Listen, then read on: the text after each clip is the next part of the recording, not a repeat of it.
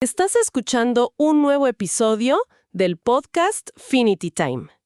Esta vez leyendo el cuento de ciencia ficción escrito simultáneamente por Sindo Rodríguez y su amigo Sebastián. Saludos desde Buenos Aires, de Guadalupe y Carlos. ¡Empezamos! Bueno, para arrancar con la inmersión de hoy, pensemos en una situación ideal. Imaginemos aterrizar en un paraíso absoluto. O sea, el clima es perfecto, el aire es súper dulce, la gravedad es cómoda. Y lo más importante, no hay un solo depredador a la vista, ¿no? Todo parece absolutamente ideal para establecer un campamento. Exacto. Pero, y acá viene lo raro, 3 días después de llegar a este Edén, la tripulación decide apagar la radio de su nave.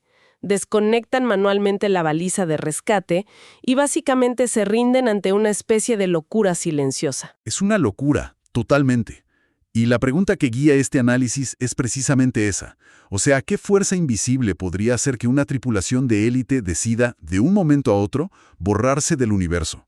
Es la gran incógnita del planeta A1 en el sistema solar Nubi. Y me parece fascinante cómo empezamos a desentrañar esto a través de una misión de rescate. Claro, tenemos a la nave SR-324 Rescue. Ellos llegan al sistema Nubi con un objetivo claro, que es encontrar a la Explorer AS-222. Esa nave lleva 2 años completamente desaparecida. Y cuando una misión exploratoria se desvanece de esa manera, quienes nos escuchan seguro piensan lo mismo que yo. Uno espera encontrar escombros o señales de un impacto de meteorito, algo así. Sí, o evidencia de un ataque alienígena, digamos. Pero lo que hallan es infinitamente más desconcertante. La nave está intacta. Aterriza, ven a la ASA-22 cubierta por una vegetación enorme. Tal cual, casi como si el paisaje la hubiera asimilado. Es como ver una ruina antigua devorada por la selva. Pero, los paneles solares siguen funcionando. Hay energía. Y la escotilla principal cede sin forzarla.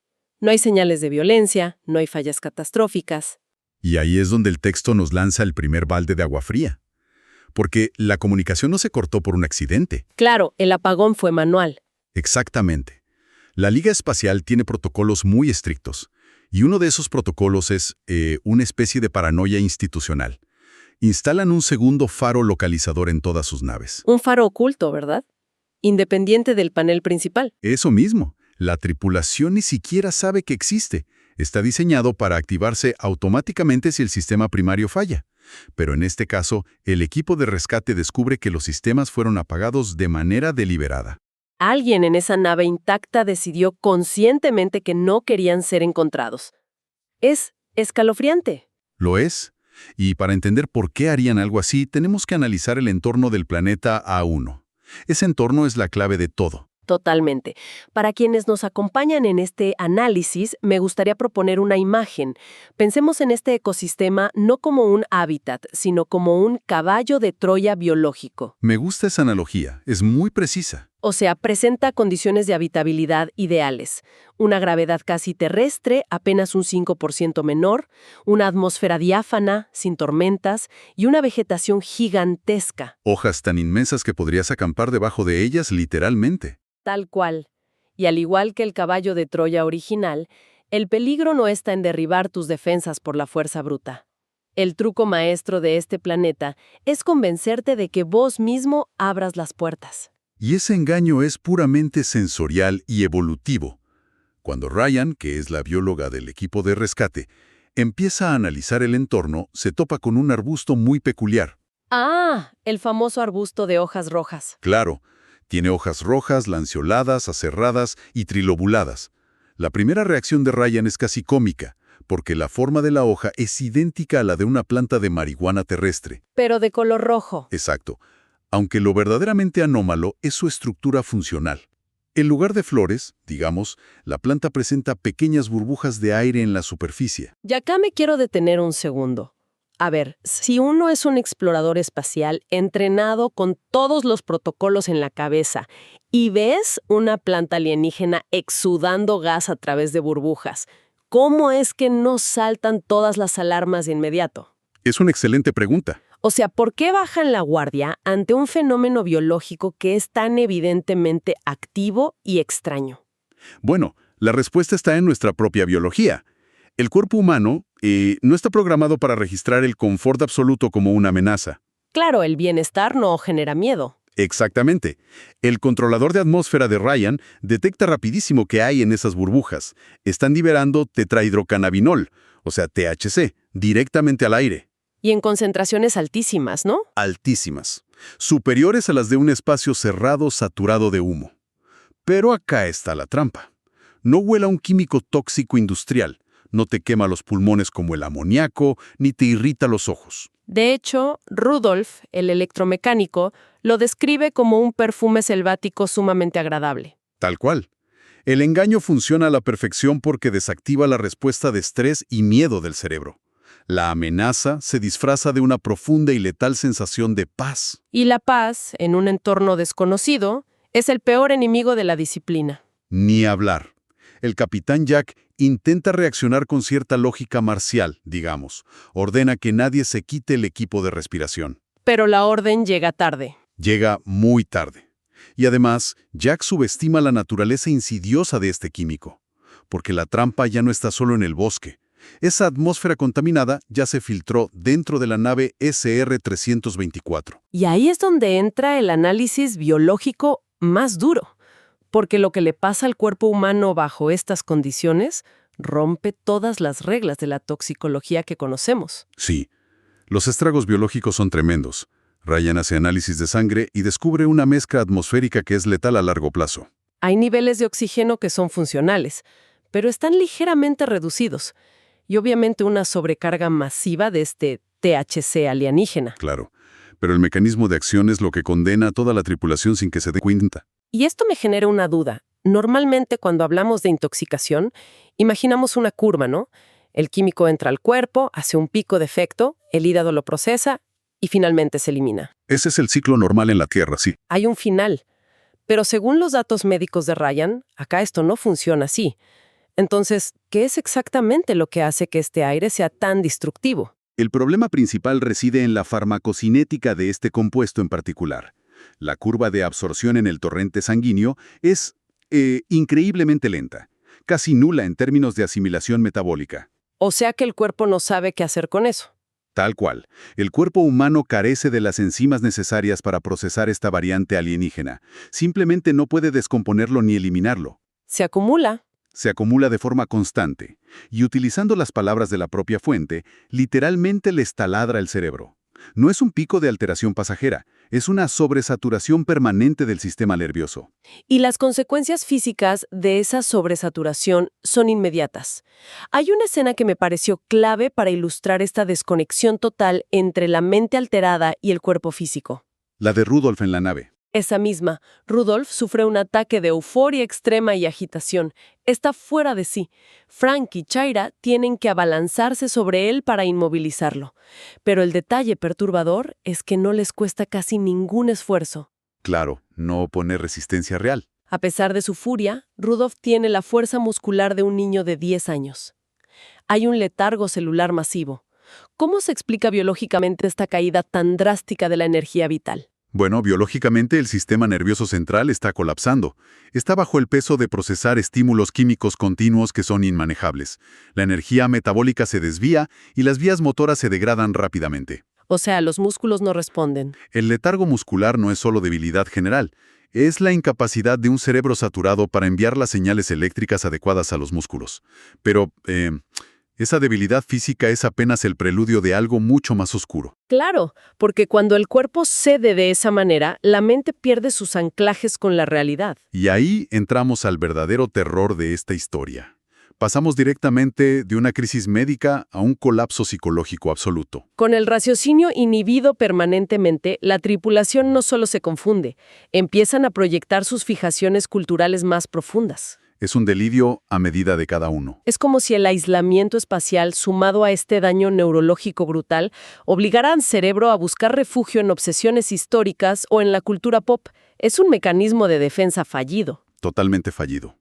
Al no poder procesar la realidad de que la misión se está hundiendo, el cerebro reescribe su propio contexto usando la memoria a largo plazo. El caso de Rudolf es fascinante y triste a la vez. Sí, Rudolph desarrolla un delirio persecutorio místico centrado en los Beatles. Imagínate estar a años luz de la Tierra, en peligro de muerte, y empezar a gritar sobre el asesinato de John Lennon. Es un delirio total. Sostiene con una vehemencia absoluta que Paul McCartney fue reemplazado tras un accidente de auto en 1966 y se la pasa deambulando por la nada cantando Strawberry Fields Forever. Su mente borró por completo el viaje interestelar. Redujo todo su universo a una teoría conspirativa musical del siglo XX. Y la locura se esparce, pero adoptando formas súper específicas para cada individuo. El caso de Frank es quizá peor. Frank es el navegante, ¿no? La mente matemática, el pilar lógico de la misión. Exacto. Y él desarrolla una paranoia de grandeza monumental. Se convence a sí mismo de que es Wolfgang Amadeus Mozart. ¡Qué locura! Y no solo eso, jura que el compositor Antonio Salieri está saboteando activamente su genialidad dentro de la nave. Un navegante estelar veitando sobre rivalidades de la música clásica europea del siglo XVIII. Es una disonancia cognitiva brutal. Brutal. Y el colapso de Shira, que es la especialista en comunicaciones, sigue exactamente el mismo patrón de regresión cultural. Lo de Shira ocurre por un accidente, ¿verdad? Sí. Durante un forcejeo, su casco protector sufre una fisura contra un panel. Eso le causa un corte y la expone directamente al aire sin filtrar de la cabina. Y esa intoxicación aguda dispara una avalancha de alucinaciones. Pero las de ella están ligadas al tango. Tal cual. Empieza a hablar frenéticamente de Pipistrella, nombra a íconos del tango como Canaro y Ochoa. E incluso balbucea incoherencias sobre el botón de la esquina de casa. Todo esto resulta en una ironía muy trágica si lo pensamos bien. Totalmente. Pensemos en esto por un momento. Tienen a su disposición la cúspide de la ingeniería humana. Naves capaces de cruzar sistemas solares enteros, trajes aislantes de última generación, sistemas de soporte vital con redundancias. Toda la tecnología del mundo. Y toda esa armadura tecnológica resulta inútil frente a un químico invisible en el aire. Un químico que convence al operador de que el peligro no existe y de que su única preocupación real debe ser escapar de Salieri o cantar un tango. Y eso nos lleva directamente al análisis de los protocolos de supervivencia, específicamente el fracaso del protocolo EIB 323 de infección. Ese es el protocolo clave, claro. Sí, este protocolo dictamina que, ante la menor sospecha de contaminación ambiental, la tripulación debe sellarse en sus trajes. Tienen que filtrar su propio aire y soportar cualquier incomodidad hasta que resuelvan la crisis. Es literalmente la barrera fundamental entre la vida y la muerte. Pero Frank, que se supone que es el lógico del grupo, lo rompe. Y su justificación me parece el aspecto más escalofriante de toda esta lectura, porque es dolorosamente humana. Es muy cotidiana la excusa, sí. No se quita el casco en un ataque de pánico o de asfixia. Se lo quita deliberadamente, argumentando que llevan meses de viaje tenso, que por fin encontraron un lugar para relajarse un poco. Y que el casco le da dolor de cabeza al intentar dormir. Un dolor de cabeza. O sea, que un explorador espacial hiperentrenado condena a toda su tripulación por una simple molestia física. ¿Cómo podemos llegar a entender esa decisión? Lo entendemos a través de un concepto llamado la ilusión de control. El compuesto químico altera severamente los centros de evaluación de riesgo en el lóbulo frontal. Frank no cree que esté cometiendo un error fatal, entonces. Para nada. Su cerebro, que ya está ligeramente influenciado por las trazas químicas que hay en el ambiente de la cabina, le dicta que él es superior a la toxina. Es pura arrogancia inducida. Exacto. Prioriza el confort inmediato sobre la supervivencia a largo plazo. Es la arrogancia típica de quien dice, yo lo puedo controlar. De hecho, pide que le tomen el tiempo. Dice, solo 3 minutos. Y en esos 3 minutos se acaba todo. Sí, en esos 3 minutos, el químico inunda por completo sus receptores, destroza su capacidad cognitiva y anula definitivamente su viabilidad como navegante de la misión. Es la demostración perfecta de que la fragilidad humana es el verdadero punto de quiebre de cualquier sistema de defensa tecnológico. Siempre lo es.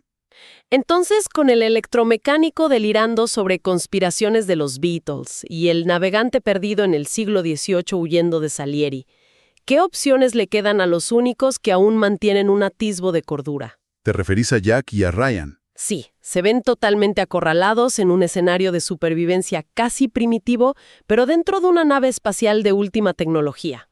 Se enfrentan al peor dilema ético y logístico imaginable. Para preservar la integridad de la nave y sus propias vidas, toman la decisión extrema de encerrar a Rudolph, a Frank y a Chira en sus recámaras. Los tienen que aislar de los controles. Sí, utilizan códigos electrónicos para sellar las puertas blindadas. Y por supuesto les retiran cualquier objeto con el que puedan lastimarse, en medio de los delirios. Esencialmente transforman la SR-324 Rescue en un pabellón psiquiátrico de máxima seguridad, pero en el borde del universo conocido. Es una imagen fuertísima, pero al cerrar esas puertas también están sellando su propio destino. El análisis matemático de la situación es completamente desolador. Están atrapados. Sin el electromecánico no pueden mantener el servo central de la nave, una pieza que, paradójicamente, el propio Rudolph ayudó a diseñar antes de la misión. Y sin el navegante, sin Frank para calcular las complejas trayectorias de salto hiperespacial, el viaje de regreso al sistema Antera se vuelve logísticamente imposible. Un error de cálculo de una fracción de grado a esas velocidades estelares significa perderse para siempre en el vacío o colisionar de lleno contra un planeta. Están varados. Es una parálisis estratégica total. Y conscientes de que sus horas están contadas y de que el aislamiento eventualmente los va a consumir a ellos también, Jack y Ryan deciden hacer una expedición final al exterior. Necesitan respuestas de algún tipo. O al menos alguna fuente de sustento que no esté contaminada. Se dirigen hacia una zona selvática profunda del planeta y encuentran un lago oculto tras una pequeña catarata. Y ahí ven unos árboles muy particulares, ¿no? Sí, árboles con frutos carnosos, similares a las manzanas o a los membrillos terrestres. Y en un entorno que ya establecimos como engañosamente placentero, Jack intenta tomar uno de esos frutos. Y es exactamente en ese momento, en la orilla de ese lago alienígena, cuando el misterio de la nave exploradora original, la ASA-222, queda brutalmente resuelto. Es una de las escenas más tensas de la inmersión. Porque no fueron atacados por monstruos, ni fueron abducidos por civilizaciones extrañas. La verdad es muchísimo más sombría y patética, en cierto modo. De entre la maleza surge de repente una figura humana. Viste el inconfundible uniforme de la Liga Espacial, pero está totalmente desgarrado y sucio. Y no lleva casco, por supuesto. Obviamente no. Sus movimientos son de una lentitud agónica, cansinos, y su mirada está completamente vaciada de cualquier chispa de inteligencia racional. Es una cáscara animada solamente por instintos residuales. Y a través de las insignias destrozadas en el pecho del uniforme, finalmente lo reconocen. Es el mismísimo capitán de la Explorer AS-222, el hombre que comandaba la misión original hace 2 años. El líder de la expedición original, sí. Pero la imagen que proyecta ahora es desoladora.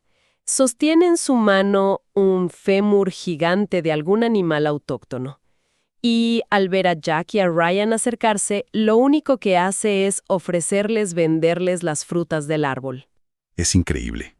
La mente brillante de un líder de exploración espacial ha sido erosionada por la atmósfera, hasta dejar solo a un mercader primitivo, balbuceando en medio de una selva lisérgica. Es verdaderamente la cristalización del horror psicológico de esta historia. Nos muestra sin filtros el destino final de la exposición continua a ese aire. Después de 2 años respirando esos químicos, la estructura misma de la personalidad humana se disuelve por completo. No queda nada del individuo. Nada. La civilidad, la educación técnica avanzadísima, el propósito científico de la misión, todo desaparece. Lo que queda es un comportamiento completamente feral, una parodia macabra de la interacción humana impulsada por un cerebro que está irreparablemente dañado. Y lo peor para Jack y Ryan es darse cuenta de que no solo están viendo a un colega caído, están mirando directamente a su propio e inevitable futuro. Están viendo en qué se van a convertir en cuestión de meses. Es una regresión evolutiva inducida químicamente. Y lo más inquietante para mí de todo este análisis es la estructura circular de esta tragedia. O sea, no termina con ellos. El planeta no se detiene. Es un ciclo infinito. Las fuentes nos presentan un epílogo que ocurre 8 meses después de ese encuentro macabro en el lago. Una tercera nave hace su aparición en el espacio aéreo del planeta 1, la Distress ZC-3320. Comandada por el capitán Pete Cunnington.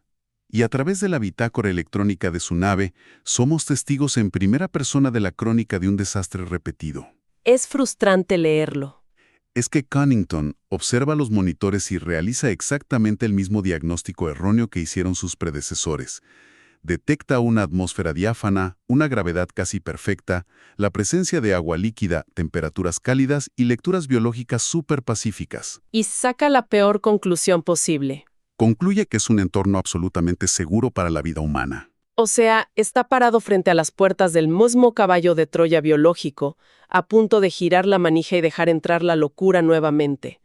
El ciclo de asimilación está por reiniciarse para devorar a una nueva tripulación. Y una vez más, seducidos por la promesa del confort absoluto, van a bajar sus defensas. O trampa biológica. Claro, como si fuera un evento al azar. Pero, ¿qué pasa si miramos la ecología del planeta A4 desde una perspectiva de intencionalidad evolutiva? Es un ángulo fascinante. Es que es altamente improbable que una flora desarrolle al azar por pura casualidad la capacidad de secretar nubes masivas de un análogo del THC persistente, un químico que ataca tan específicamente las funciones superiores de los mamíferos. La naturaleza no hace esas cosas sin motivo. Exacto. La evolución no gasta tantísima energía metabólica en crear esa toxina sin un propósito claro y defensivo. Y ahí es donde la cabeza te da vueltas. Es fascinante pensar que, tal vez, esta atmósfera alucinógena y sedante no sea un simple capricho de la naturaleza local. ¿Y si es el sistema inmunológico del planeta mismo? Es una teoría brillante. Pensemos en esto. En lugar de defenderse de invasores desarrollando espinas venenosas, climas hostiles, tormentas ácidas o depredadores aterradores con garras, el ecosistema evolucionó de manera brillante para pacificar. Es una defensa planetaria basada en la neutralización absoluta de la voluntad. Es mucho más eficiente que la violencia. Y mucho más siniestra. Cualquier especie tecnológicamente avanzada que aterrice ahí, ya sea con intenciones de colonizar, de extraer minerales o simplemente de alterar el equilibrio natural, es recibida con una ola de euforia química irresistible. El planeta no los combate, los abraza. Tal cual. El ecosistema desmantela meticulosamente la mente de los invasores. Los vuelve dóciles, paranoicos y en última instancia completamente inofensivos. El planeta aún no se protege a sí mismo, asegurándose de que quienes lo visiten olviden para siempre a qué vinieron. Y con esto llegamos al final del episodio de hoy. Esperamos que este análisis te haya sido de gran utilidad. Si fue así, déjanos tus comentarios y compártelo. Recuerda que puedes encontrar más información y recursos aquí, en Finity Time. Te despedimos Carlos y Guadalupe, agradeciéndote por acompañarnos una vez más. Hasta el próximo episodio.